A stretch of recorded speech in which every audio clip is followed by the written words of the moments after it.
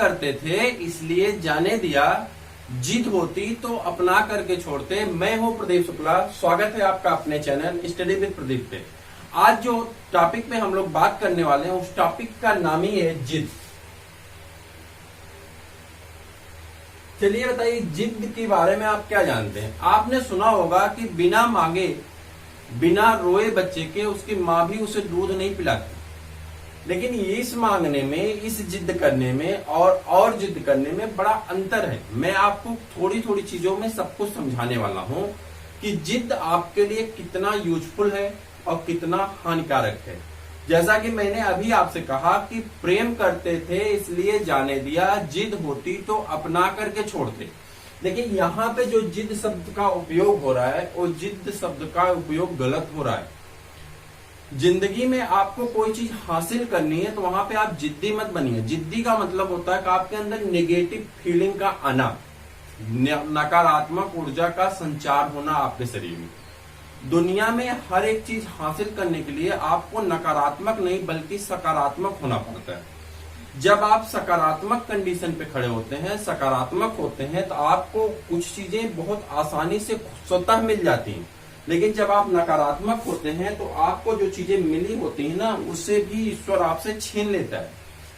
तो आज के मौके पे हम आपको बताने वाले हैं कि कौन सी चीजें आपको चाहिए। जब आप ईश्वर से कोई चीज मांगते हैं, भगवान से कोई चीज मांगते हैं, गॉड, अल्लाह, जो भी आप अलग अलग नाम लेते हैं, जब उनसे आप कोई चीज मांगते हैं तो वो आपको इजीली दे देते हैं। जैसे आपने सुना होगा कि जब दुआ की जाती है, दुआ करते वक्त बहुत सारे लोग ऐसे होते हैं जो बड़े हथेली से मांगते हैं तो उनको बहुत ज्यादा नहीं मिलती, या छोटे हथेली से मांगते हैं तो उनको बहुत कम नहीं मिलती, बल्कि दिल बड़ा होना चाहिए।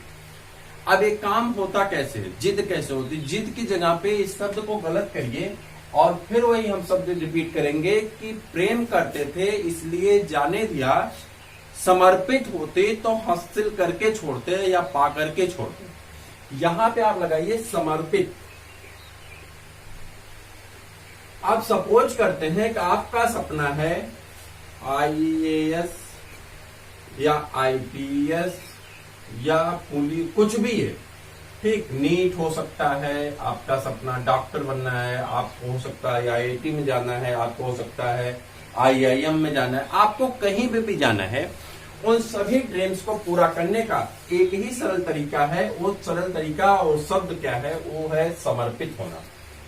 जिद आपके अंदर जलन पैदा करती है। जिद में आप किसी काम को करने के लिए उतारू हो जाते हैं कि मुझे ये काम करना है, वो काम आप कर नहीं पाते हैं, सिर्फ आप तड़पते हैं, फड़फड़ाते हैं। वो देखिए ना, घोंसला में जो क्या कहते हैं, पिंजड़े के तोते जैसा आप फड़फड़ाते हैं, उसमें आप कुछ कर नहीं पाते। लेकिन जब आप समर्पित होते हैं, जहां समर्पण है वहीं पे राह है, जहां चाह है वहीं राह है। जब आप समर्पित हो जाते हैं तो वहां पे रास्ते अपने आप खुलते चले जाते हैं और आपको वह चीजें बहुत आसानी से प्राप्त हो जाती हैं। अब बात करते हैं, जैसे कि आपके समाज में बहुत सारे ऐसे लोग हैं। तीसरी पॉइंट है, आपके समाज में बहुत सारे ऐसे लोग, जैसे मान लीजिए आपको करना क्या है कि आपको UPSC में जाना है, यानी आपको IAS बनना है। इस कंडीशन पे जब आप आते हैं तो वहां पे आप क्या पढ़ते हैं कि किसी से आप पूछते हैं, भैया मुझे IAS करना है, या हमको PCS बनना है, हमको सिविल में जाना है, हमको डॉक्टर बनना है, हमको इंजीनियर बनना है। तो जिस व्यक्ति से आप पूछते हैं, 99% लोग, हमारे देश की समस्या है, हम क्या कर सकते हैं, आप क्या कर सकते हैं, हमारे देश की समस्या है, 99% लोग क्या कहेंगे बताए, हमारे मामा का लड़का गया था, हमारे बुआ का लड़का गया था, हमारे मौसी का लड़का गया था, हमारे वो बड़े पापा का लड़का गया था, बड़ी पापा की लड़की गई थी। ठीक, एक मेल में नहीं होते हैं, फीमेल में भी होती हैं, दोनों तरफ इनकी क्राइटेरिया। ये ऐसी बीमारी है जो हर एक व्यक्ति में फैली पड़ी है।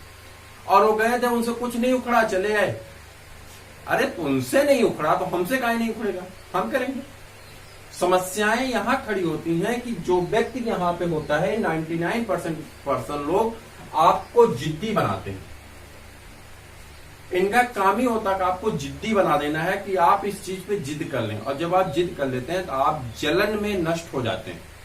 आप उस काम के प्रति समर्पित बनिए, उससे रिलेटेड जितनी भी कास्ट है, उसकी जितनी भी जरूरत है उसको पूरा करिए। दुनिया की कोई भी शक्ति आपको कोई भी चीज हासिल करने से कभी नहीं रोक सकती। बस आपके अंदर उसके लिए समर्पण भाव होना चाहिए, उसे प्राप्त करने के लिए आपके अंदर जिज्ञासा होनी चाहिए, चाहत होनी चाहिए, चाह होनी चाहिए। आप बहुत आसानी से उन सभी चीजों को प्राप्त कर सकते हैं जो आप पाना चाहते हैं, चाहे वो IIT हो, चाहे वो नीट हो, चाहे वो IAS हो, PCS हो, सिविल हो, कुछ भी हो, दुनिया की कोई भी जॉब हो, दुनिया का कोई भी पद हो, आप बहुत आसानी से याद कर सकते हैं, हासिल कर सकते हैं। बस उसके लिए आपके अंदर एक ताकत चाहिए, उस ताकत का नाम क्या है? आपके अंदर समर्पण भाव चाहिए, उस काम के प्रति आप समर्पित रहें। अब आपको हम कई उदाहरण बताने वाले 99% लोगों की। देखिए, आपके देश में सिर्फ 0.01% लोग ही है जो आपको सही दिशा बता सकते हैं। बाकी तो कभी मैं किसी वीडियो में बताऊंगा, जब आपसे पर्सनली बात करूंगा तो उसमें बताऊंगा कि क्या कंडीशन है देश की, उसके बारे में जब कभी चर्चा करेंगे तो आप सुनेंगे तो आप दंग रह जाएंगे कि ये भी हमारे देश में होता है।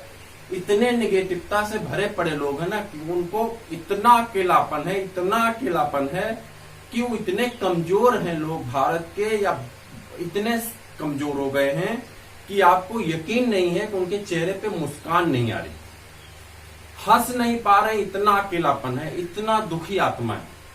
तो आपको कौन सा सजेशन देंगे, वो आपको कौन सी राह देंगे? वो आपको जिद्दी ही बनाएंगे, आपको समर्पित नहीं बना सकते हैं। समर्पित बनिए, जिद्दी मत बनिए, वो लाइन को वहीं छोड़ दीजिए। अब बात समझते हैं, चलिए 0.01 वाले में। अब इसमें क्या है, मैं आपको एक उदाहरण के माध्यम से समझाने वाला हूं। जैसे मान लीजिए कि आपको कोई काम करना है, ठीक, कोई भी आपका ड्रीम, आपको मान लीजिए कि चलिए UPSC ले लेते हैं, देश की सबसे बड़ी। अगर आपने ये वीडियो नहीं देखा है तो वीडियो जरूर देख लीजिएगा, UPSC क्या है, उसमें मैंने सब कुछ आपको डिटेल में समझा रखा है। अब आप जब ये काम करने चलते हैं तो होता क्या है कि इस काम को ना कर पाने वालों की संख्या बहुत ज्यादा है, कर पाने वालों की संख्या बहुत कम है। 200 पद आते हैं, 300 पद आते हैं, तो वहां पे सक्सेस मिलने वालों के चांसेस बहुत कम होते हैं।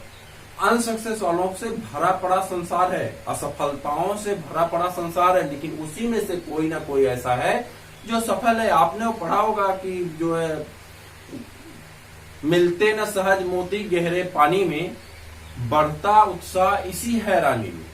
ठीक है, तो सहज मोती नहीं मिलते, इतना आसान भी नहीं है जितना आसान हमने कह दिया। हाँ, आप समर्पित रहेंगे तो मिल जाएगा। मछुआरा एक बार नहीं घुसता समुद्र में, हजारों बार जाता है, हजारों बार जाता है, छोटी सी मोती लेके आता है।